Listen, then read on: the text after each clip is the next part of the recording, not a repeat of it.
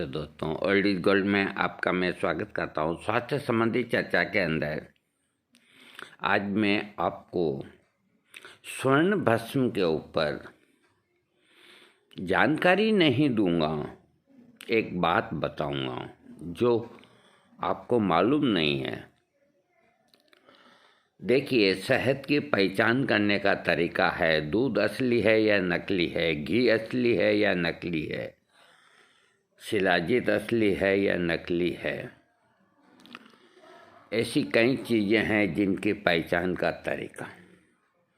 Petrol आप भराने जाते हैं तो उसके अंदर डीजल का अथवा दूसरे तेल की मिलावट है या नहीं है, इसका तरीका मैं बताता हूँ।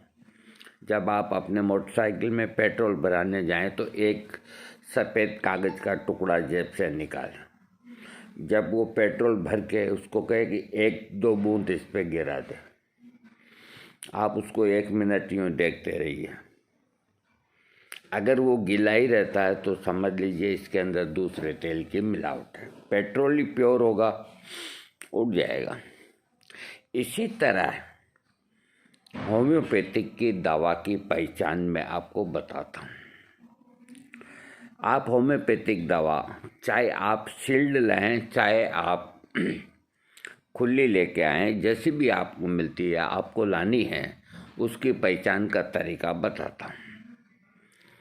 मान लीजिए आपने कार्बोवेज 30 पोटेंसी खुली लेके आए हैं, यूँ मान लीजिए, अथवा सील में लेके आए हैं, तो एक सफ़ेद कागज़ का इतना सा बिल्कुल साफ सुथरा टुकड़ा, उसके ऊपर 5 बूंद आप उसकी गिरा दें और उस पेपर को आप यूँ पकड़े रहें सिर्फ 3 मिनट। अगर उसके अंदर डिस्टिल वाटर की मिलावट होगी तो वो कागज़ गीला ही रहेगा, और अगर उसके अंदर कोई तरह की मिलावट नहीं है तो वो कागज़ वापस वैसा का वैसा ही आपको दिखेगा। 3 मिनट के अंदर ये परीक्षा होती है। लेकिन इसके अंदर एक चीज़ है, यही परीक्षा से पता ये लग जाता है कि डिस्टिल वाटर की मिलावट है या नहीं। लेकिन अगर होम्योपैथिक दवा या मदर टिंचर के अंदर अगर एल्कोहल ही मिला दें तो उसकी परीक्षा नहीं कर सकते, कोई भी सूरत में नहीं कर सकते। लेकिन अधिकतर डिस्टिल वाटर की ही मिलावट करते हैं। एल्कोहल थोड़ा कॉस्टली होता है, 150 रुपये का 400 ml होता है, और डिस्टिल वाटर 35-40 रुपये की बाटली आती है। इसी तरह स्वर्ण भस्म, अब स्वर्ण भस्म के गुण ही गुण लिखे हैं इन लोगों ने, इतने गुण लिखे हैं बड़ा चढ़ा करके, लेकिन ये कहीं भी नहीं लिखा। हम सिर खपा खपा के थक गए, देखते देखते थक गए, कभी कहीं हमें मिल जाए कि ये स्वर्ण भस्म असली है नकली है, इसकी पहचान का तरीका, लेकिन हमें नहीं मिला। हमें एक तरीका जो पुराना है वो याद है, लेकिन वो तरीका हाथों हाथ नहीं कर सकते। वो तरीका ये कि घर में, परिवार में, आजू में, बाजू में, पड़ोस में कोई अगर देखो इंसान है तो ये देह तो छोड़नी होती है, सीरियस होता है, और डॉक्टर कह देता है कोई भी रोग से कि अभी ये कुछ ही पलों का या मिनटों का मेहमान है, बचना मुश्किल है। तो ऐसी स्थिति के अंदर अगर आपके पास स्वर्ण भस्म है, अथवा आप बाज़ार से 2 मिनट में मोटरसाइकिल से जाके आधा ग्राम या 1 ग्राम लेके आए और मात्र 1 से 2 चावल जितनी उस रोगी के मुंह के जीभ के ऊपर टच कर रख दें। स्वर्ण भस्म अगर असली है तो उसकी नब्ज, उसकी गति 30, 40, 45 आ जाती है। वो एक बार तो वापस 65, 70 आएगी और रोगी तो डॉक्टर भी देखेगा, घर वाले भी खुश होंगे, चाहे वो जिए या मरे ये मालिक के हाथ है, ये किसी के हाथ नहीं। लेकिन असली जो स्वर्ण भस्म होगी वो 1 से 2 चावल के अंदर ही अपना चमत्कार दिखाती है। लेकिन ये परीक्षा हर कोई नहीं कर सकता ना। तो मैं सबसे गुजारिश करता हूँ, जितनी फार्मेसियाँ हैं वो स्वर्ण भस्म बनाती है और पैसे पूरे स्वर्ण भस्म के लेती है, बल्कि बहुत ज़्यादा पैसे लेती है। कोई बात नहीं, मेहनत होती है, खर्चे होते हैं, उनका जो प्रोसीजर है जटिल है, लेकिन वो असली है या नकली है इसका पहचान का तरीका वो बताएं कि हम किस तरह से संतुष्ट होवें कि ये जो भस्म हमने 1000 रुपये का आधा ग्राम या 1 ग्राम लिया है असली है या नहीं, इसका वो तरीका बताएं। दूसरी बात, स्वर्ण भस्म का बनते हुए का वीडियो बताएं, किस तरह से बनाई जाती है। तीसरी बात, स्वर्ण भस्म अगर पूरी तरह से शुद्ध होकर के और संस्कारित होकर के अगर नहीं बनी और अशुद्ध रह गई तो फायदे की जगह ऐसे ऐसे आपको साइड इफ़ेक्ट होंगे कि आप कल्पना नहीं कर सकते, मैं बताऊंगा नहीं।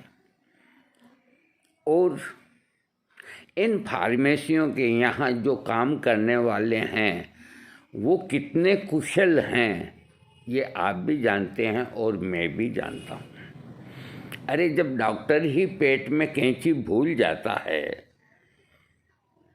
ऑपरेशन करते वक्त, कई दफ़ा ऐसा हो जाता है, तो वहाँ जो स्वर्ण भस्म बनाने वाले हैं तो जो रसायन शास्त्री है जिसके निर्देशन में भस्म का निर्माण होता है, अगर वो कुशल नहीं है या उसके बनाने वाले कुशल नहीं हैं और सोना पूरी तरह से शुद्ध न हो पाया तो वो स्वर्ण भस्म नुकसान ही नुकसान करेगी।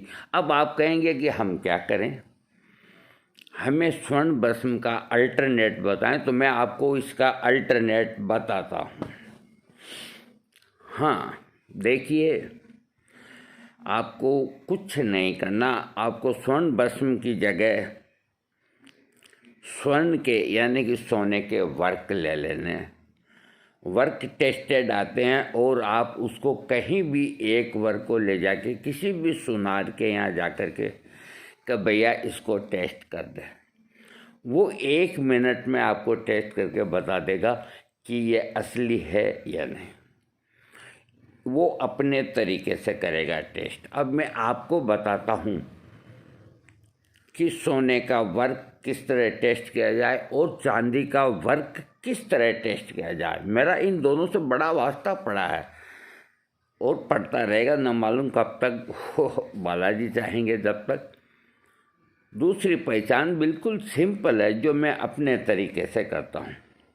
मान लीजिए ये स्वर्ण का आपके हाथ में है अथवा चांदी का वर्क है या सोने का वर्क है, उसको आप जरा सा लीजिए। जरा सा लेकर के ये देखिए, ये भगवान ने सबसे पहले अंगूठे के पास यही अंगुली क्यों आती है, इस पर भी मैं कभी आपको वीडियो दूंगा। ये क्यों नहीं आती, ये क्यों नहीं आती, ये क्यों नहीं आती, ये बहुत रहस्य की बात है, इसको फिर बताऊंगा। तो उस वर्क को आप ये अंगूठा और ये अंगुली के बीच में जरा सा यूँ लें, कुछ सेकंड, मिनट नहीं, खूब ऐसे जोर लगा के अगर आपके हाथ के अंगूठे के बीच के अंदर अगर पतली सी एक लकीर की एक जैसे धागा होता है, अगर इस तरह की बन गई है तो वो नकली। और वो अगर आपको यूं करने के बाद में कुछ नज़र नहीं आए तो वो असली।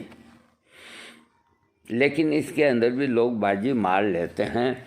कुल मिलाकर के ये बड़े कंफ्यूज की बात है। सबसे अच्छा है कि आप सोने के वर्क काम में लें, और सोने के वर्क काम लेने का मैं आपको मेजरमेंट बताता हूँ। वो मेजरमेंट ये है कि आप रोज़ाना एक, अगर आपको किसी वैद्य ने या किसी ने स्वर्ण भस्म लिखी है, सुबह 1 पुड़िया, रात को 1 पुड़िया, तो आपको उसकी जगह एक सोने का वर्क एक दिन में 1 खाना है।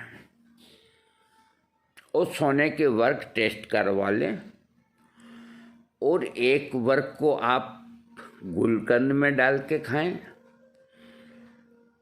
आंवले के मुरब्बे के ऊपर इस तरह लपेट के खाएं, ऊपर दूध पिएं। इसी तरह बादाम के ऊपर लपेट के आप खाएं, जो भिगी हुई बादाम सुबह छील लेते हैं उसके ऊपर। इस तरह से आप रोज़ का 1 वर्क सोने का खाएंगे। 1 वर्क मेरा जहाँ तक अनुमान है कि 200 रुपये का आता होगा। अरे आपको 2-3 दिन के अंदर ही लाभ मालूम होगा। आप मेरे कहने से खाएं, भस्म को चक्कर में ना पड़ें। जब तक ये वीडियो बना के नहीं दिखाते, इसकी पहचान का तरीका नहीं बताते, तो भस्म नहीं खरीदें। और अति आवश्यक हो तो आप अगर भस्म खरीदते हैं तो जो फार्मेसी 100 साल पुरानी है या 110 साल पुरानी है और जिसके काफ़ी चर्चे हैं, कम से कम उसकी खरीदे। कोई नया खोल दी है फार्मेसी तो उसकी नहीं खरीदे। मैं जहाँ तक समझता हूँ कि इस वक्त पुरानी फार्मेसियों के अंदर सबसे अच्छी चीज़ जो क्वालिटी देने वाला है वो है धूत पापेश्वर, एक महाराष्ट्र की फार्मेसी। हालांकि मैं नहीं जानता, मेरी कोई पार्टनरशिप नहीं है। धूत पापेश्वर का हर प्रोडक्ट अच्छा है। बैद्यनाथ, डाबर, ये इनको 100 साल हो गए। झंडू, ऊंजा, आप इनमें से फिर अति आवश्यक हो तो स्वर्ण भस्म खरीदें। लेकिन अगर आपको इसके वर्क मिल जाते हैं और सुनार आपको टेस्ट कर देगा 1 मिनट के अंदर, कोई पैसा कौड़ी नहीं लेगा, कोई आपके मिलने वाले से करवा लें तो सोने के वर्क काम में ले। इसी तरह जहाँ चांदी भस्म की आवश्यकता है, चांदी के 2 वर्क काम में ले। दोस्तों, आज मैंने ये पहचान बताई आपको। अब आपकी जैसी मन की इच्छा हो आप वैसे करें, आप स्वतंत्र हैं। मैं किसी की बुराई नहीं करता, मैं किसी की तारीफ भी नहीं करता। मैं एक जो सत्य बात है वो आपके सामने रख रहा हूँ। आपको मेरा वीडियो अच्छा लगे सब्सक्राइब कीजिएगा। थैंक